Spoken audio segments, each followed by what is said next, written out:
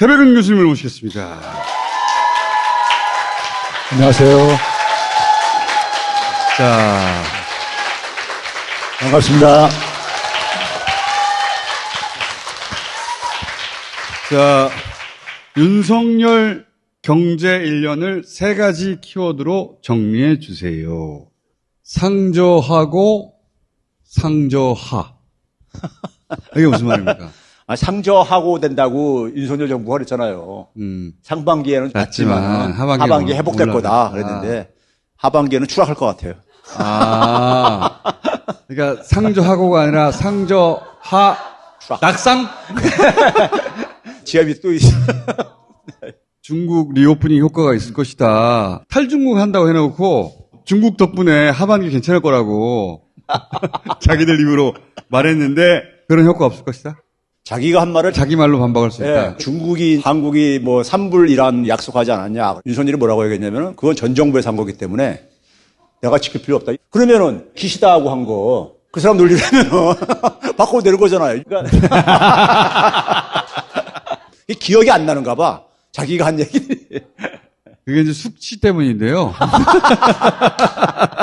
간호사법도 마찬가지 아니에요. 자기가 마찬가지죠. 공약으로 내세우고선. 자, 요게 첫 번째 특징입니까? 아이, 그냥 제목이고. 첫째, 대중국 무역 적자. 예, 무역이 박살났죠. 두 번째는 소득 감소. 소득 섞고 다 감소. GDP, GNI 다 감소야. 예. 마이너스야, 마이너스. 정부 지출은 증가했어요.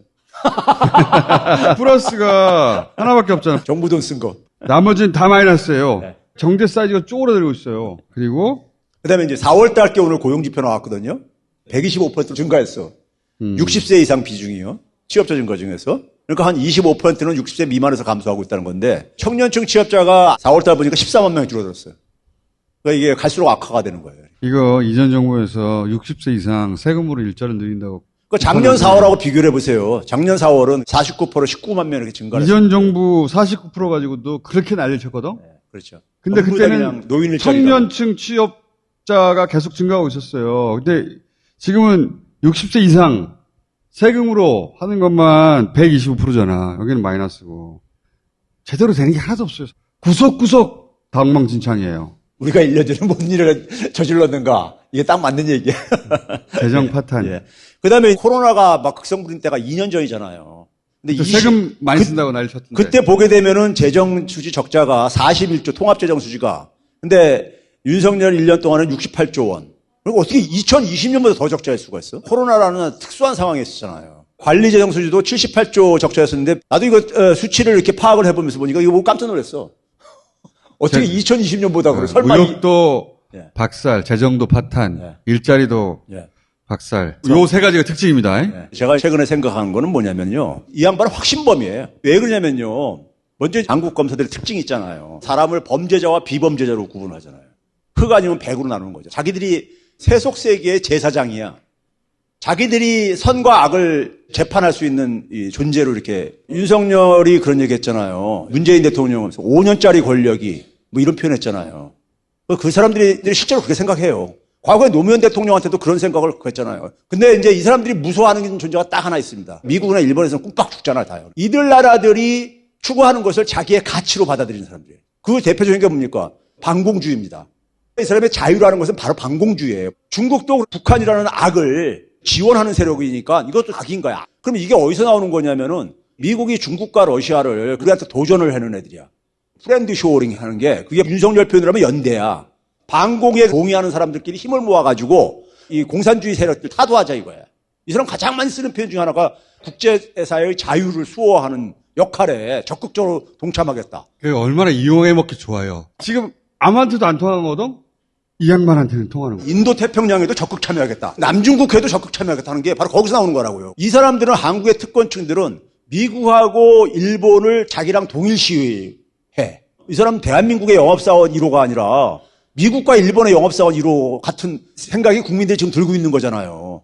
처음부터 한국의 경제를 미국의 안보의 하위 개념으로 한 것은 미국이 한 것도 있지만은 윤석열은 이걸 자발적으로 한 겁니다. 윤석열 대통령은 그게 뭔지 몰랐을 거예요. 그거를 해석해주는 친구가 있잖아, 청와대.